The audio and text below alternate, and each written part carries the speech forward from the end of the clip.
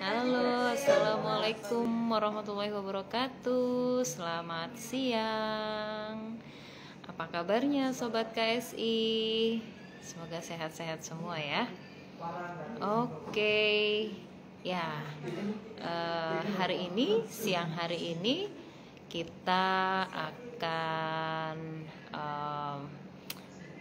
pertama kali ini mau mencoba yang baru untuk di bulan Desember ini. Kita akan mulai. Oke, halo Mirabai Bana, aku mau undang. Oke, di bulan Desember ini satu yang baru di KSI adalah kita akan ada sesi Instagram Live setiap minggunya ya, dan sudah bergabung bersama kita Nyonya Ibu Mira. Nyonya boleh, nyonya juga. Yang madam ya. Madam. Kanjeng sama madam. Ini kita reuni campur gosip kayaknya. Kanjeng sama madam. Itu hanya kita yang tahu kayaknya. Hanya kita yang tahu, betul. Ya, oke. Mira, apa kabar? Baik. Alhamdulillah. Di Islamabad. Iya, di Islamabad, Pakistan. Sekarang lagi derajat. Kenapa? Lagi berapa pagi derajat? ini 13 derajat. Tadi sempat cek. lumayan. Malam turun. Ini belum winter banget nih. 13 tuh. Awal-awal ya. Oke. Ini berarti winter pertama ya. Winter pertama selama di. Oke, kalau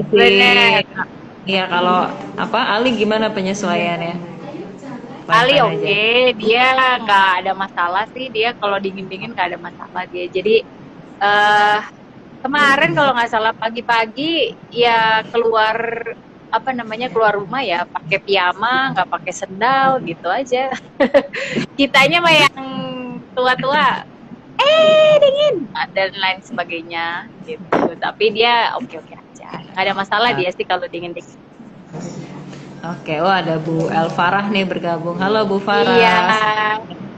Ada Farah, ada Cindy, anak Asma ini. Oke. Ada Feby juga.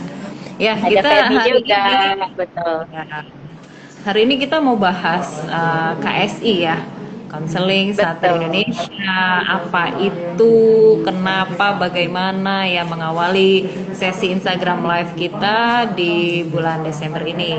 Jadi teman-teman jangan lupa ya untuk mantengin Instagram Konseling Satria Indonesia setiap hari Selasa jam 12 siang. Jadi waktunya istirahat tuh habis sholat zuhur sambil makan, bisa sambil dipencet aja Instagramnya, dengerin ya. Betul.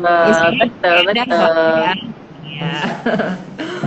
Oke, buat yang belum kenal dengan saya, kalau Bu Mirabai Bana sudah beken lah ya. Kalau beken sama Ibu satu ini. Oke, saya salah satu dari 3 orang ya, tim Konseling Satria Indonesia. Posisinya sebagai Director of Learning and Development ya. Keren banget dah posisinya, dikasih jabatan keren banget nih di Konseling Satria Indonesia. Dan saat ini ngobrol bareng dengan foundernya Konseling Satria Indonesia, Ibu Nyonya Madam Mirabai Bana. Ini dong, perkenalkan nama dong. Nama belum nih, nama baru Ya. Baru jabatan doang. Oh Iya, iya, itu. saya Nurmalah Hayati, biasa dipanggil Santi.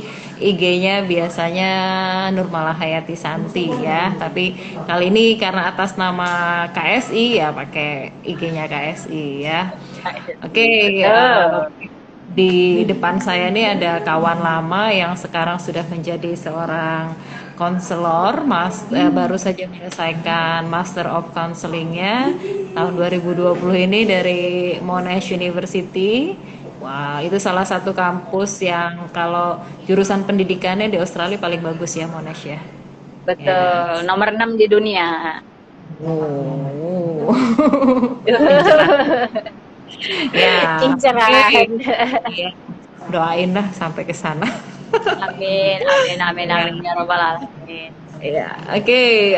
Nih kita mau ngobrol-ngobrol nih tentang apa sih, kenapa ya kok tiba-tiba mungkin buat saya waktu awal-awalnya ngajak Mira untuk sharing ya waktu itu di grup BK Belajar, asumsinya bahwa Mira akan menawarkan bicara tentang play therapy gitu karena selain ini kan juga certified play therapist ya.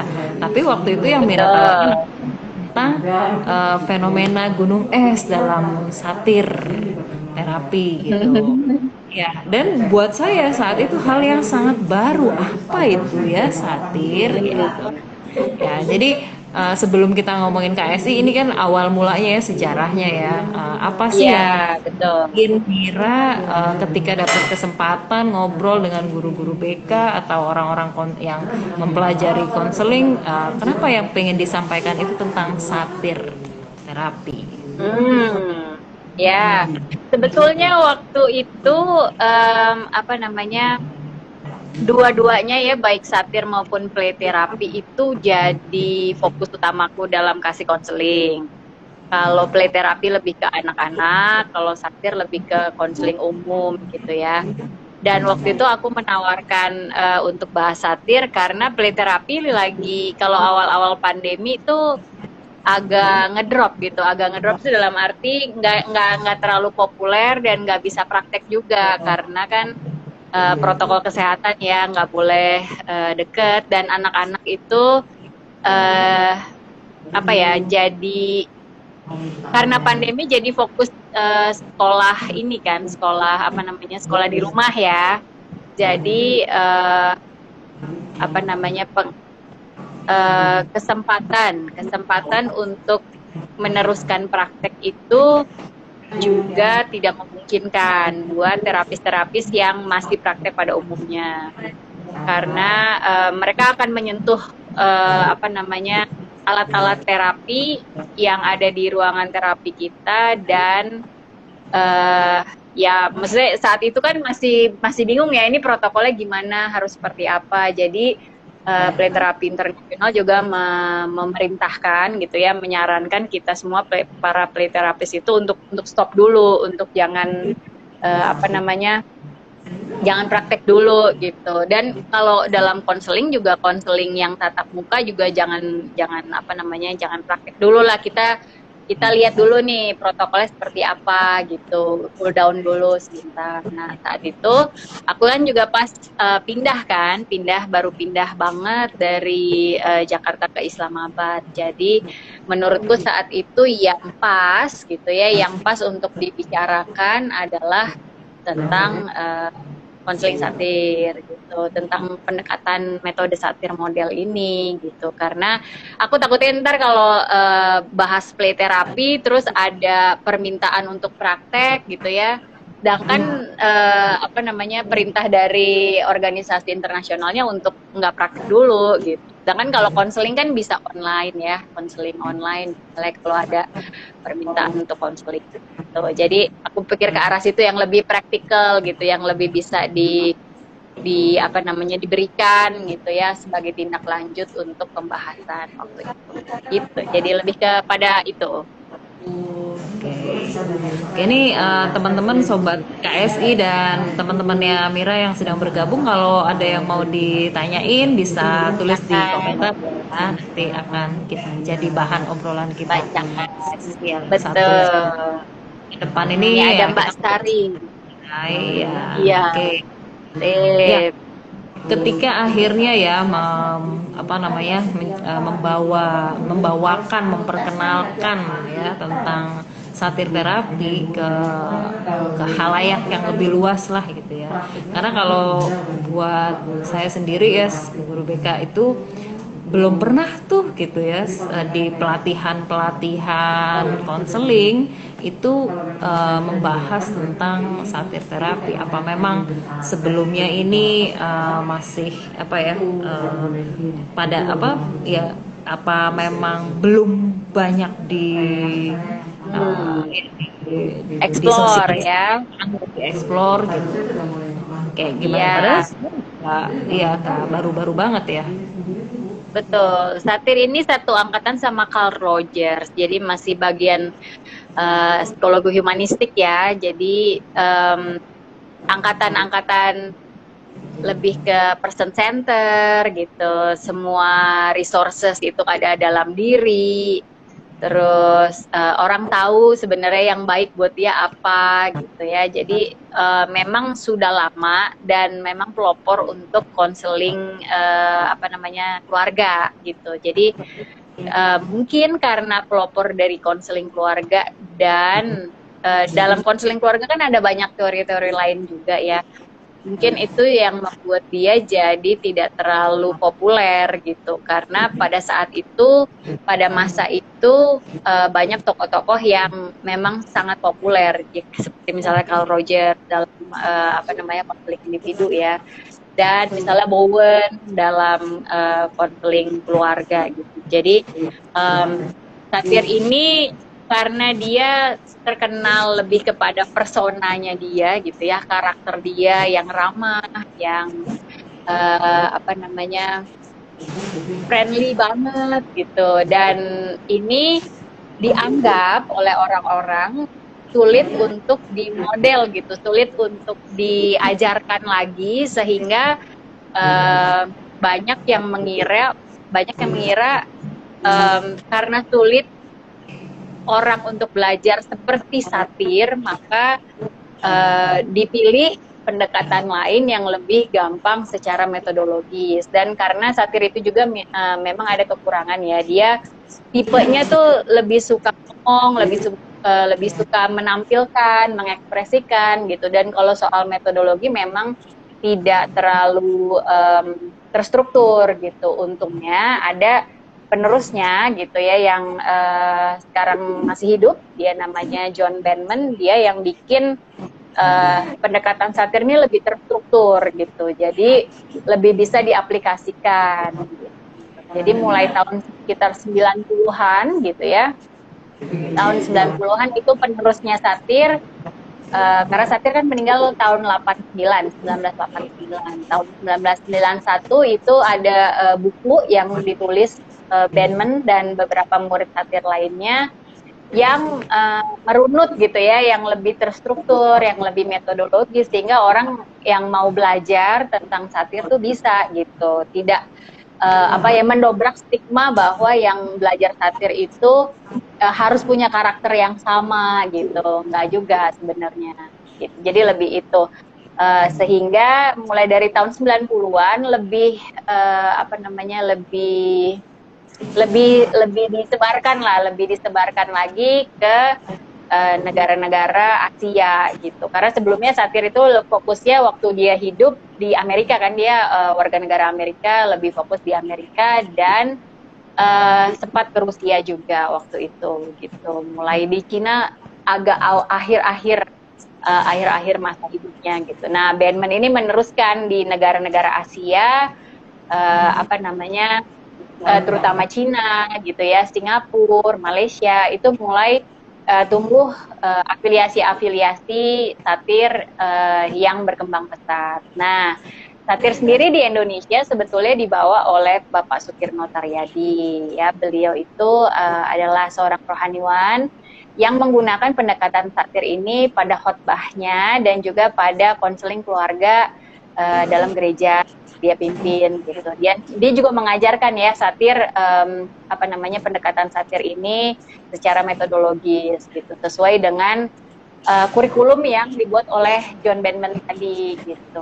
Nah, saya kebetulan belajar dari muridnya Pak Kirno gitu, belajar dari Pak Elsar dan Dokter Andi waktu saya kuliah, ada teman yang mengajak ikut workshop. Nah, dari situ ngeling gitu, ngeling tuh maksudnya ngikutin alurnya sampai ke Pak Kirno, sampai ke John Benman gitu ya. Jadi mulailah gitu ya, saya juga berinisiatif ngomong juga ke Pak Kirno nih kalau satir misalnya dipakai secara umum gitu ya, lebih umum dalam dunia bimbingan konseling, dalam dunia konseling psikologi misalnya, dalam apa namanya mata kuliah konseling gitu ya, praktek-praktek konseling gimana gitu, setuju nggak gitu. Nah, Pak Kirno menyambut baik gitu, karena beliau kan juga sibuk ya, beliau juga butuh orang yang mau mengurus, mau berinisiatif, mau mengembangkan satir di Indonesia. Jadilah tanya seperti itu gitu. Mulai dikenal apa belakangan ini. Sebetulnya mungkin bukan mulai dikenal ya, dikenalnya sih sudah dari tahun 90-an, karena Pak Kirno memang waktu dia belajar dia juga menyebarkan itu dan mengajarkan apa namanya satir di kalangan tertentu gitu, di kalangan terbatas gitu. Nah, ini dibuat lebih umum saja gitu. Oke. Tadi tuh mungkin buat teman-teman yang ini ya dengerin satir gitu ya. Iya betul. Apa sih gitu ya? Gitu apa siapa sebenarnya gitu. Iya. Jadi sama ya, ketika Mira bilang satir pertama kali, saya juga mikirnya tuh satire gitu ya. Satire ya. Iya, bukan. Oh, ternyata satir itu nama orang ya, dari nama orang ya. Betul. Gitu ya. Jadi ini yang sebenarnya sebagai mungkin agak ini ya, kebanyakan kan kalau pendekatan konseling, psikoterapi itu nggak pakai nama orang ya, maksudnya kayak center, oh ini satir ini agak unik ya, apa karena memang pesonanya lahirnya itu memang dari pesona personalnya Virginia Satir buat apa namanya pendekatan ini kemudian bisa berkembang di model gitu. Betul.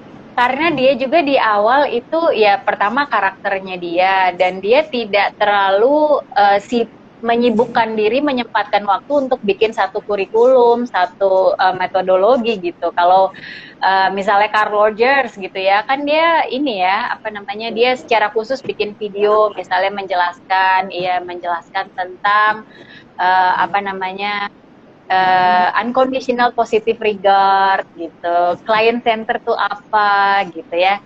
Kalau satir lebih kepada ya tadi juga karena pesonanya dia gitu ya, dia lebih dikenal karena pesonanya ini, jadi ajarannya dia atau ilmu-ilmu yang dia temukan gitu ya lebih mudah diterima oleh orang yang mendengarkan gitu, karena orang tuh pengen kenal sama orangnya gitu pada zaman itu gitu. Jadi memang betul lebih dikenal dari namanya gitu ya, nama belakangnya. Tapi memang lahir dari ini ya, mungkin lebih ke experience-nya dia ya, maksudnya lagi kan dia juga bukan seorang terapis aslinya ya, bukan lebih ke pendidik dan pekerja sosial ya.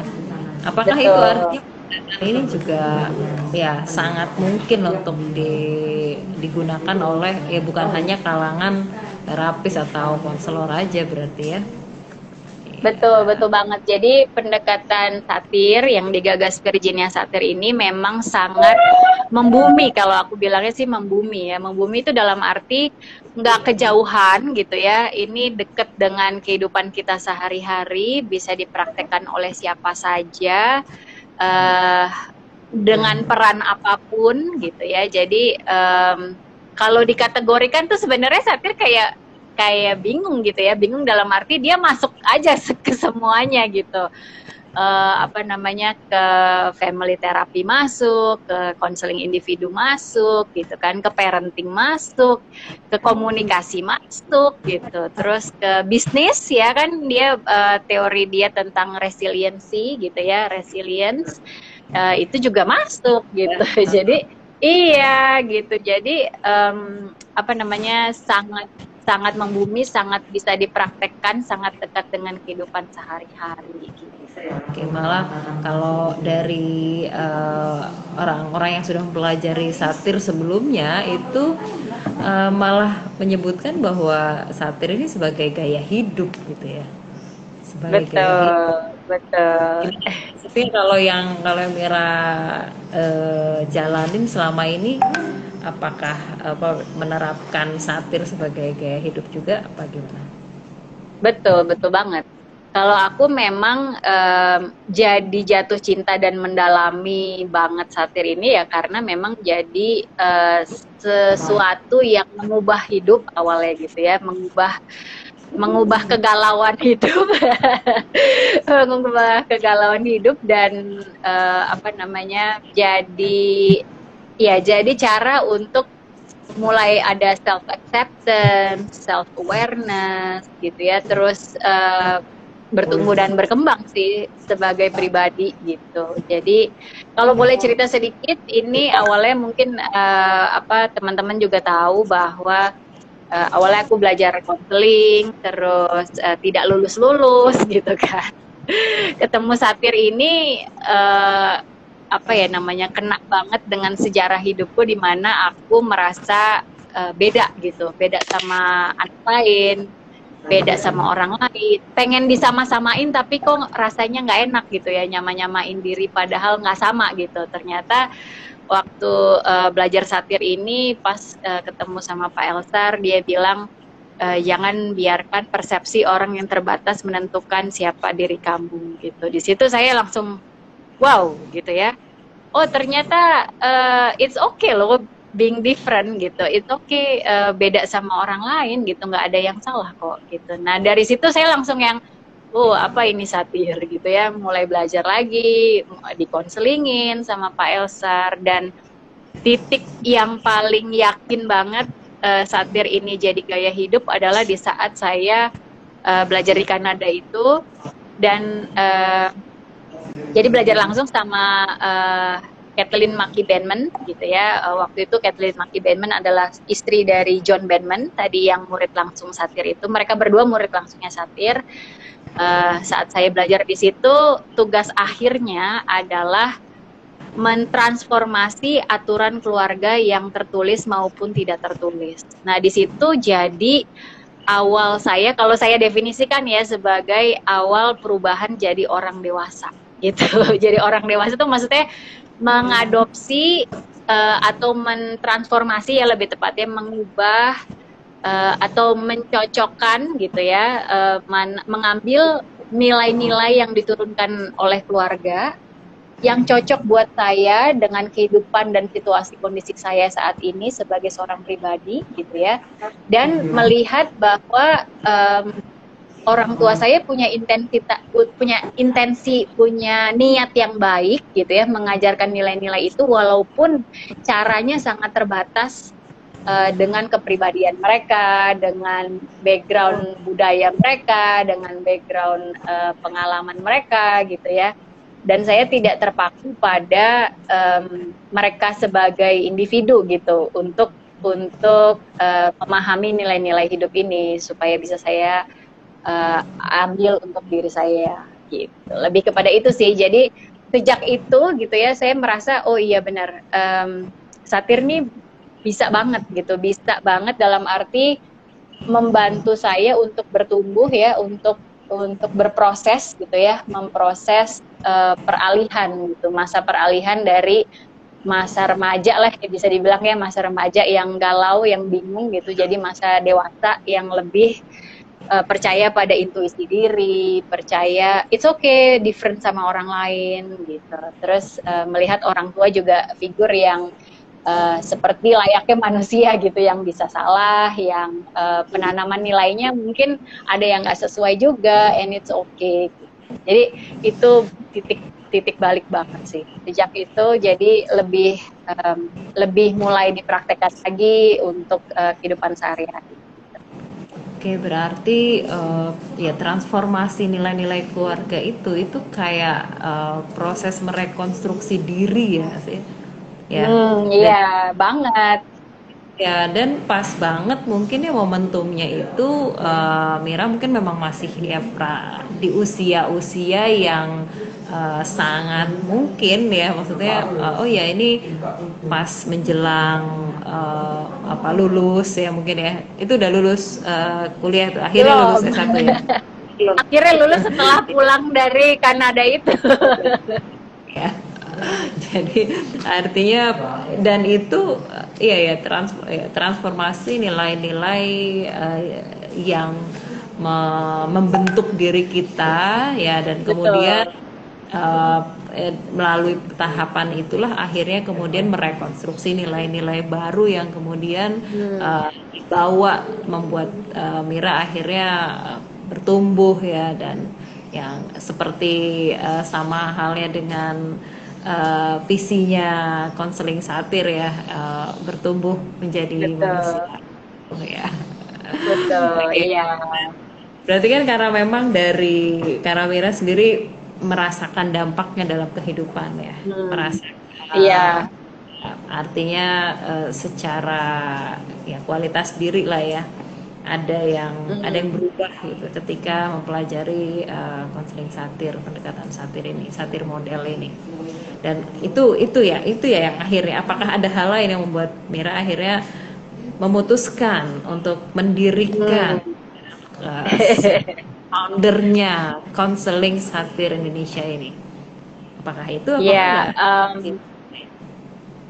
Sebetulnya banyak dari banyak sisi sih ya. Kalau itu kan dari sisi pribadi ya, dari sisi pribadi bahwa yakin ini berpengaruh gitu ya kalau digunakan secara tadi gaya hidup gitu ya. Dan kalau dari sisi mau mendirikan konseling satir Indonesia, ini juga karena keprihatinan sih, karena keprihatinan ya kan pengalaman 7 tahun di UNJ, 3 tahun di Atmajaya ya, setidaknya menurut saya bisa melihat gambaran pendidikan S1 bimbingan konseling lah ya di Indonesia gitu, walaupun sampelnya hanya 2 universitas itu saja. Saya melihat ada satu kesamaan gitu ya, di mana semua mahasiswa ya, nggak semua sih ya, sebagian besar mahasiswa bimbingan konseling itu nggak pedean gitu ya, karena ambil kuliahnya konseling atau bimbingan konseling, kenapa bukan psikologi gitu ya. Padahal kalau dirunut-runut juga, kalau inferior banget. Kenapa? Gitu ya. Inferior. Iya benar, udah tipe ini saya bilang ke tentang diri saya sendiri ya, udah tipe pribadinya inferior gitu ya, maluan gitu, terus belajar di mata kuliah atau jurusan yang inferior juga dibanding psikologi gitu kan. Padahal kalau kita mampu gitu ya menunjukkan diri, menunjukkan keterampilan kita, kemampuan kita dalam konseling dan yang benar gitu ya, nggak kalah kok sama psikolog gitu ya, nggak kalah kok sama psikiater, walaupun ini hanya fokus dalam hal penyampaian konseling ya, fasilitasi proses konseling, walaupun memang beda ya, nggak bisa disamain gitu, yang ya konselor, psikolog ya psikolog, psikiater ya psikiater, punya pembagian tugas masing-masing, pembagian kerja masing-masing yang sebetulnya bisa bersinergi gitu, yang bisa saling membantu gitu, tanpa perlu merasa ini kan coupling gue, ini kan coupling lu gitu, yang nggak perlu lah kayak gitu. Kita bisa kok bekerja sama secara sinergis gitu. Kalaupun ketemu yang kayak gitu, ya itu orangnya aja, bukan bukan gambaran secara keseluruhan kerjasama antar profesi lah di bidang kesehatan mental gitu. Itu sih lebih itu. Terus juga aku terusin lagi tentang waktu Santi ajak bicara MGBK, bukan MGBK, apa namanya, guru BK belajar maksudnya. Nah itu juga dari keprihatinan itu ngelihat mahasiswanya nggak pedean gitu ya, mahasiswa bimbingan konseling nggak pedean, terus ngelihat guru BK juga stres gitu ya, burnout semua kayaknya, banyak apa namanya, banyak tuntutan, sudah gitu kebijakan-kebijakan itu tidak mendukung, lingkungan kerja tidak mendukung gitu ya.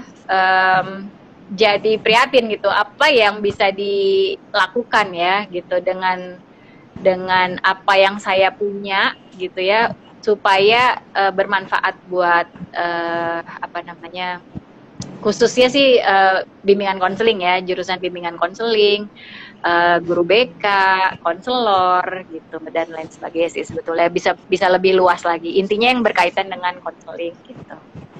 Oke, jadi ada keinginan untuk membantu ya, ya baik mulai mahasiswa bimbingan konseling maupun guru-guru BK ya, para konselor yang kayak berada dalam himpitan gitu ya, kayak ditekan sana sini gitu ya, seolah-olah Betul. namanya tidak berdaya, sampai akhirnya lupa untuk membangun apa ya, kepercayaan diri, kediriannya itu lupa dibangun gitu. Dan Mira merasa pernah berada pada titik itu dan menemukan satir ini menjadi apa ya, menjadi titik balik ya dalam proses pertumbuhan diri gitu ya. Betul. Dan saya sih berharap kalau ini bermanfaat buat saya, ya mudah-mudahan juga bermanfaat untuk ya guru-guru BK, siapapun itulah, intinya yang bisa belajar tentang satir dan bisa mempraktekkan satir dalam apa namanya, kehidupan sehari-hari gitu. Oke, jadi harapannya nih ya, kalau minimal gini, kalau buat aku ketika pertama kali Mira nyampaikan satir ini dalam relasi konseling selama ini, aku kuliah konseling 5 tahun ya, ngerasain juga proses apa di lapangan, kemudian jadi guru lebih dari 10 tahun ya, memang nggak pernah tuh kayak nggak pernah ngurusin si konselor gitu ya. Belajar konseling tuh Iya.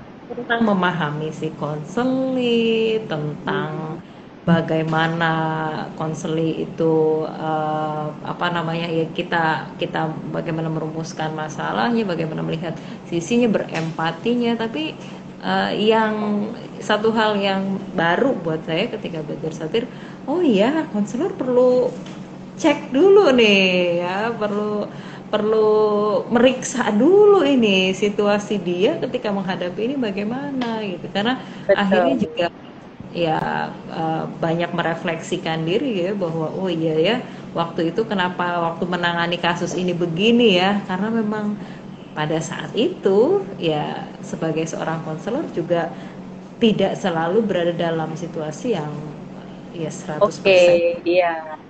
untuk Betul. menghadapi konflik gitu. Dan ya ada kalau buat saya ya perspektif baru juga gitu.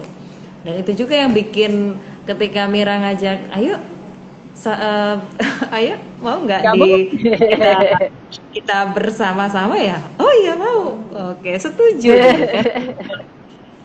Ya 10 tahun jadi guru BK ya, sempet ikut apa, sebenarnya aku termasuk yang cukup sering diundang mengikuti pelatihan ya, dibanding guru-guru BK yang lain di Surabaya lah misalnya.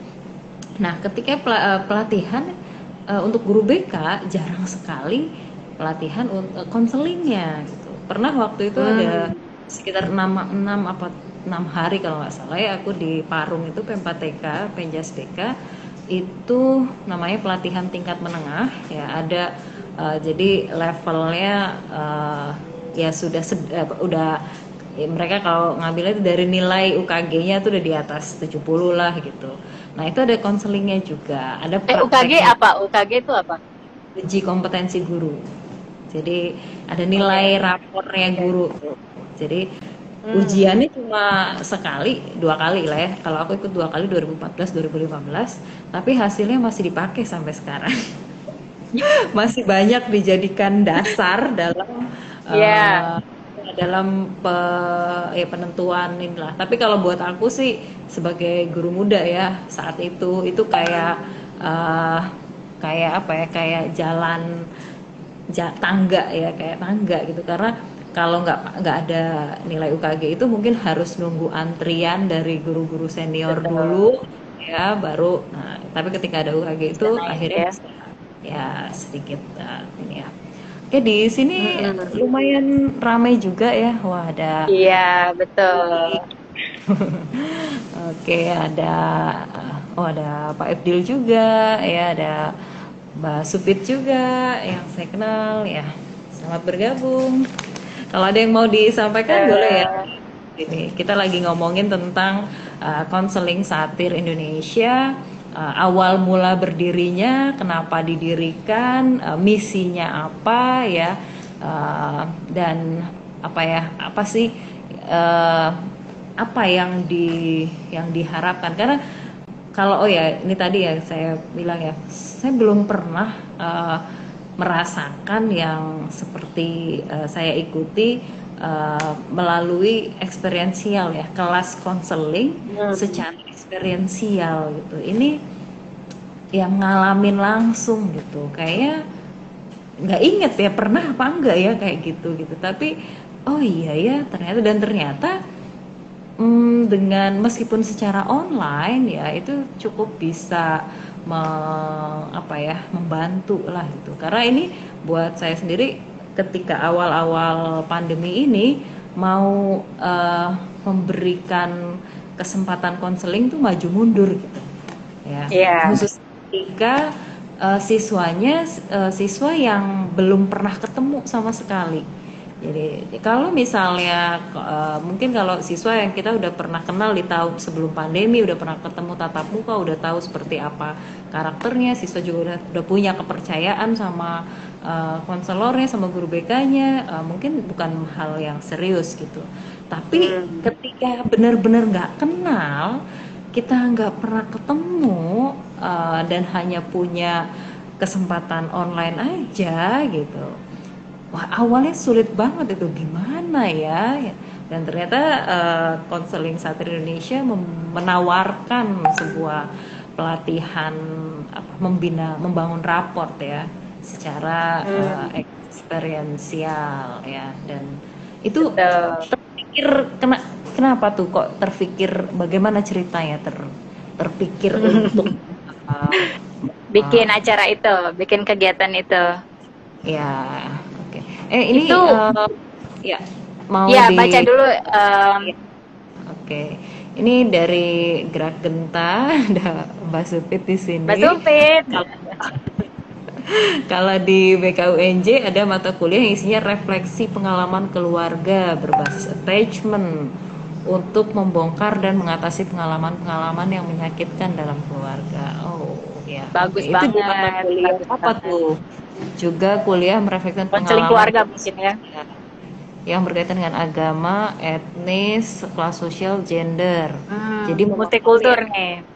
oh ya, konseling Bagus multikultur. banget. Ini bagus Iya. banget sih. Mesti kalau ada mata kuliah yang seperti ini, mudah-mudahan dosen-dosen lain juga melakukan hal yang sama gitu ya, yang lebih kepada eksperiensial gitu. Betul-betul mengorek gitu ya. me- Membawa ke alam sadar lah gitu ya. Ini kalau saya bilang membawa ke alam sadar, Pak Ifdil agak ini nih, apa namanya, komplain gitu ya. Sadar sadar nggak sadar masalah fokus ya. Oke, dibawa ke apa namanya, fokus gitu ya, dibawa ke dalam perhatian kita bahwa kita nggak bisa sebagai konselor nggak bisa lepas dari background kita gitu. Kalau kita saja masih bermasalah dengan penerimaan diri, gimana kita mau memfasilitasi orang untuk apa namanya, belajar menerima dirinya dia, ya kan, ya kita sama aja kayak dagelan gitu. Kalau saya sih bilangnya kayak dagelan ya. Dagelan tuh dalam arti mau ngajarin orang sendiri nggak bisa gitu, nggak tahu mau ngajarin. Kalau saya suka pakai apa namanya, contoh gitu ya, metafora ya, kalau mau ngajarin orang masak soto ya kita harus tahu soto itu rasanya gimana supaya kita ngajarinnya benar, ya kan. Oke, jadi mahasiswa nggak diajarin format-format aja, betul, bagus. Apa namanya, Mbak Supit nih yang kayak gini nih, jadi apa namanya, jadi teladan lah, dosen teladan. Iya, setuju. Supaya nggak denial, karena kalau kita mau bilang building rapport ya, building rapport kalau cuma isinya forcing power gitu ya, memaksakan kekuasaan kita sebagai guru gitu ya, memaksakan peran kita atau status kita yang lebih tinggi sebagai konselor gitu, ya nggak terjalin raport itu gitu kan. Dan ini juga jadi cerminan yang tadi Santi bilang tentang bagaimana pelaksanaan konseling online, karena nggak bisa pakai power lagi kan, nggak bisa yang sini masuk ruang BK gitu kan ya, jam segini harus gitu ya.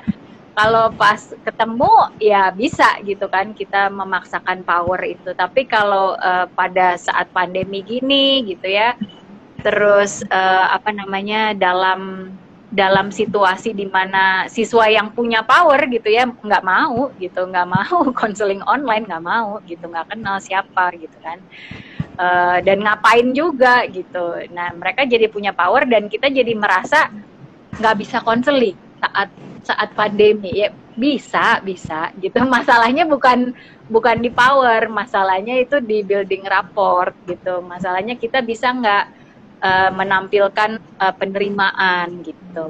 Nah mungkin dulu waktu belum ada pandemi kita merasa dengan siswa menurut gitu ya itu sudah terjalin raport gitu, padahal belum tentu gitu. Mungkin aja karena siswa merasa terpaksa gitu kan, merasa nggak enak, merasa sudah kewajiban untuk apa namanya ya, menebus kesalahan yang dibuat misalnya gitu ya, jadi menuruti si guru BK atau menuruti konselor gitu ya.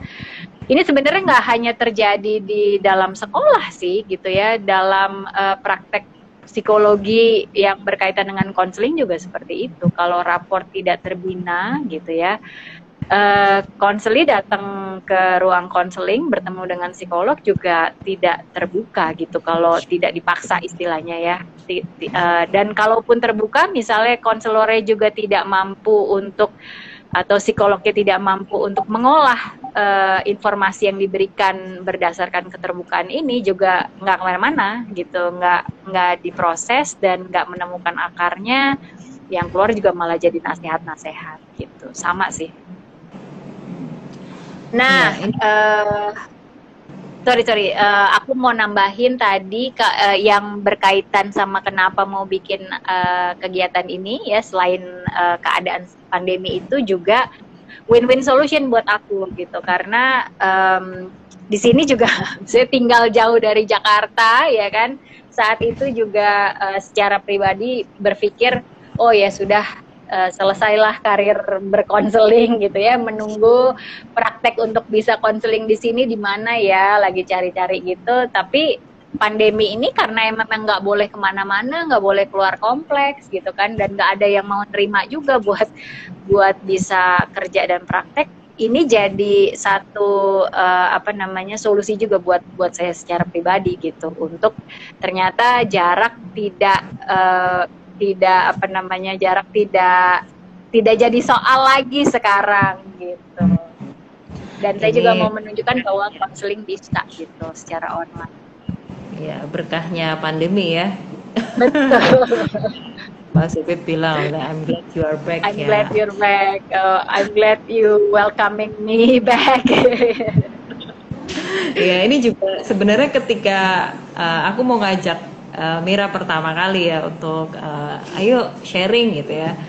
itu juga sebenarnya udah lama Mir, maksudnya gini, Mira ini mungkin sudah punya ilmu yang aku yakin nih guru-guru BK pasti butuh nih gitu. Tapi gimana ya, Mira mau nggak ya kalau aku ajak sharing gitu? Itu membidiknya tuh udah lama gitu. Tapi sampai akhirnya muncul keberanian, aduh ajaklah ya, aduh sayang nih kalau nggak diajak gitu ya setelah Ah, ada ya, tapi mungkin mes takung ya, oh ternyata pas. antara ya ada ini pas ya, ternyata Mira juga lagi Iya, betul. gimana nih gitu ya, cari-cari Iya. ya gimana Cara, iya benar. ya. Cari cara buat survive itu pas banget sih sebenarnya. Dulu tuh sempat apa, kalau boleh jujur ya, ini waktu pas sebelum pindah gitu ya udah berpikir oke, akan bikin buku, oke, akan bikin kelas training, tapi dengan wadah yang berbeda gitu kan. Ada kelas-kelas online juga kan secara umum gitu. Oke, ntar akan bikin ke situ, ntar akan ngerekam gitu. Ternyata bisa lebih spesifik gitu, nggak perlu pakai apa namanya, media online yang tadi gitu, justru bisa bikin sendiri gitu. Jadi pas sih, pas banget. Oke. Pas taklum.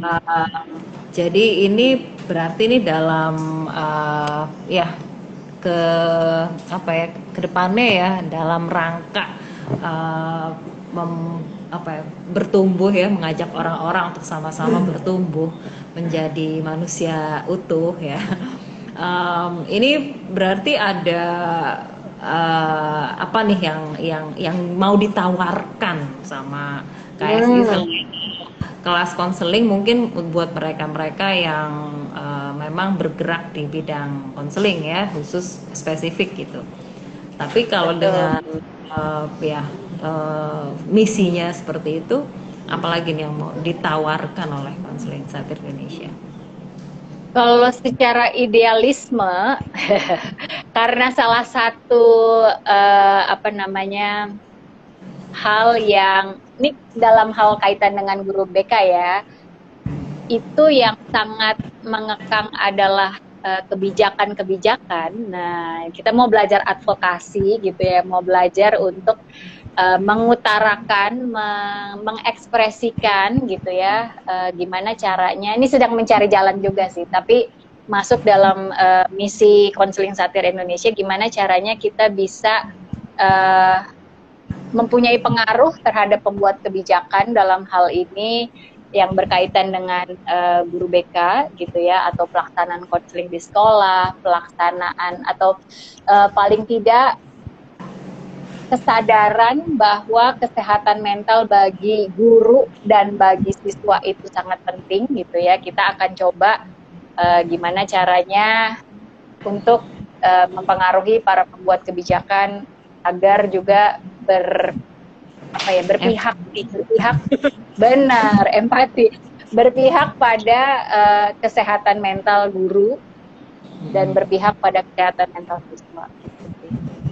Ini salah satu impian, bukan impian ya, misi konseling satir Indonesia gitu. Jadi bukan hanya memberikan apa namanya, pelatihan, ada webinar juga. Nanti kalau ini sekalian promosi ya, kalau jadi member konseling satir Indonesia, kita ada kelas bedah ini apa namanya, bedah sesi konseling. Nah, ini tanggal 4 gitu ya, tanggal 4 Desember ini, jam berapa ya, aku lupa ya, jam 3 ya kalau nggak salah ya, jam 3 ya, hari Jumat tanggal 4 Desember jam 3 sampai jam 5 akan menampilkan Ibu Santi yang sudah mengalami atau sudah merasakan konseling dengan konselor satir ya, tepatnya Dokter Andi yang juga mentor saya, apa namanya, akan membedah sesi konselingnya. Ini jadi apa namanya, jadi bahan belajar loh, sangat bermanfaat sekali sesinya, sangat bermanfaat sekali pengalamannya sebagai bahan refleksi dan bahan belajar juga buat teman-teman yang lain gitu. ya, ya ini juga apa ya? Kalau buat saya ya ini juga merasakan proses konseling ketika sudah jadi guru BK ya, dengan konseling yang oh ada Mbak Upeng nih Beribu Gemintang, halo Mbak Upeng. Oh, itu Mbak Upeng. Halo Mbak Upeng. Ada Leni juga. Ya, setelah jadi guru BK ya terus mencoba lah ya merasakan konseling lagi sebagai klien, itu juga sebuah pengalaman yang gak gampang ya, akhirnya ngerasain gitu ya ampun, oh begini tuh ya, ngebayangin bahwa konselor itu bukanlah orang yang saya kenal, bukan orang yang mengenal saya gitu. Ternyata tidak sesederhana itu untuk menghadapi proses konseling gitu, dan bisa jadi itu yang ada dalam pikiran siswa-siswa kita Anak ketika iya. ya, kamu mau konseling, mau ngobrol sama saya gitu. Ketika tawaran-tawaran untuk ayo sini saya bantu yuk ke sekolah yuk gitu. Masih resisten ya. Oh iya, karena saya juga tahu rasanya seperti apa. Ya kan, antara maju mundur cantik ya Iya. kan, terbuka apa enggak gitu kan. Dan ini adalah konseling yang real ya, maksudnya benar-benar situasi yang saya alami, dan ya saya mengikhlaskan ini dibedah ya supaya ya demi perkembangan keilmuan kita ya sebagai Betul, betul, betul banget. uh, ya ya saya yakin apa yang saya rasakan juga dirasakan oleh banyak Betul. konselor-konselor lain, guru-guru BK lain yang saat ini masih Hmm, berjibaku ya, struggling banget dengan peran-perannya di sekolah gitu, antara pengen ngebantu hmm, siswa tapi juga kesulitan, tapi juga mungkin dalam keadaan yang sangat lelah, dalam keadaan yang sangat bisa jadi marah dengan betul. kebijakan yang tidak berpihak, banyak disalahkan, dan apa ya, nggak mampu Banyak dituntut ya. tuntut dan sebagainya. Ya ada inilah. Nah, kalau buat saya sendiri sebagai guru BK ini satu berkah ya, bisa Hmm, merasakan ini karena saya nggak akan betul. nemu ini di tempat lain, nggak akan nemu ini Hmm. di komunitasnya, belum belum pernah nemu ya, apa mungkin sayanya yang kurang jauh mainnya ya, harus nyari temen di Islamabad dulu gitu biar ketemu, jauh banget ya. Ya ya belum belum aku belum pernah nemu loh yang kayak gini kalau di selama Hmm. 10 tahun aku jadi guru BK ya. Tapi nggak ngerti sih, Ya, mungkin lain ada yang aku aja belum nyampe gitu. Tapi ini hal yang baru, menarik, dan eh, ya menumbuhkan ya. Aku percaya sih ini menumbuhkan. Jadi iya. ya rasanya tidak rugi menyisihkan waktu, tenaga, energi gitu ya, karena di sini juga ada sesuatu, ada proses pertumbuhan yang kita Dapat ya. uh, Betul. Ini jadi sorotan sih karena kebanyakan praktek konseling kita ya, ini pengalamanku juga, pengalaman Santi juga mungkin waktu kita S1 gitu ya. Waktu kita kuliah itu kebanyakan terlalu disetting, role play gitu. Karena ya satu karena mungkin proses belajar ya, tapi paling tidak dosen harusnya menurut aku pribadi dosen yang juga praktikan bagusnya gitu ya, bukan hanya akademisi, bisa mencontohkan atau tidak, paling tidak bisa memberikan satu jalan gitu ya, satu contoh sesi konseling yang real gitu. Kalau dosennya misalnya nggak bisa mempraktekkan, oke lah, cari cara gitu lah, cari video misalnya yang bisa dibedah bersama, yang bisa jadi ada exposure gitu. Maksudnya mahasiswa tuh diekspos gitu ya, dikenalkan pada sesi konseling yang beneran gitu, yang real dan tidak dibuat-buat gitu. Kalau kita belajar aja dimulai dengan dibuat-buat gitu ya, saat kita beneran mengalami sesi konseling itu sebagai konselor, kita jadi nggak punya pengalaman bagaimana sesi ini seharusnya gitu.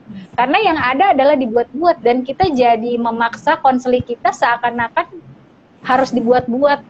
Penerimaannya tuh jadi harus menerima kita sebagai konselor gitu. Iya, iya ini kan langkah-langkah yang benar. Gitu ya. Kita jadi kehilangan proses di mana kita ini adalah manusia juga yang mungkin kita melakukan kesalahan gitu ya, atau menampilkan kekagetan gitu ya yang membuat ya yang membuat konseling kita menarik diri. Nah, kita harus terus mencoba bagaimana memperbaiki relasi ini gitu. Kalau kita tipe konselor yang maksudnya dalam kehidupan pribadi kalau nggak suka ya udah nggak usah ketemu aja lagi lah. Kalau ini sesi konseling gitu kan, nggak bisa pakai pola yang sama kan. Oh, kamu nggak mau nerima saya, ya udah gitu ya, walaupun bisa dipaksain ya, tapi jatuhnya nggak terapeutik kan gitu. Kasihan konselingnya gitu, kasihan kita jadi kayak nggak punya kita jadi kayak kerja nggak pakai amanah gitu, kayak maksa gitu. Benar, kayak nggak tanggung jawab sama profesi kita gitu. Yang penting gugurlah kewajiban gitu ya. Betul. Sekali dalam kehidupan si anak ya, bisa jadi. Iya. Karena kan stigma terhadap guru BK juga nggak baik umumnya gitu ya. Padahal kasihan loh, guru BK udah burn out gitu, nggak ada yang bantuin, terus di stigma. Jadi stigma ini sebenarnya hanya hasil akhir gitu ya, hasil akhir di mana guru BK ini gitu ya, atau konselor pada umumnya, psikolog juga gitu ya, tidak dibantu untuk punya kesehatan mental juga yang baik gitu. Oke. Ini makin seru nih ya, tapi pas banget sebentar lagi bisa-bisa langsung mati nih karena udah 1 jam. Iya, udah 1 jam ya. Okay. Aduh, berapa menit lagi udah ngobrol, ternyata udah hampir habis. Tapi buat sobat KSI jangan lupa di follow konselingsatir.id. Kita masih ada kegiatan untuk Jumat ini bedah konseling. Ya, khusus untuk member KSI yang sudah ikut dalam kegiatan-kegiatannya Konseling Satir Indonesia hingga sejauh ini, dan yang akan dibedah adalah kasusnya saya. Pengen tahu gitu ya. Wah, ini sebelum ditutup nih ada satu quotes bagus juga nih dari Pak Ifdil. Kalau mau betul, boleh dibacakan. Dan pastikan gurunya harus berguru juga ya. Betul. Terus pelajaran yang nggak ya kayak siklus ya, harus selalu berputar ya, karena ilmu itu selalu berkembang ya. Ya, menarik sekali. Dan Instagram Live ini akan berlangsung minggu depan lagi, sama di hari Selasa jam 12 siang dengan tema dan moderator yang berbeda-beda. Iya. Kita menghadirkan founder kita Mirabai Bana ya, saya yang gantiin. Kayaknya harus kita tutup daripada nggak sempat closing. Iya, mungkin ada satu kalimat terakhir sebelum mati. Sebelum ditutup, ini aja, ya.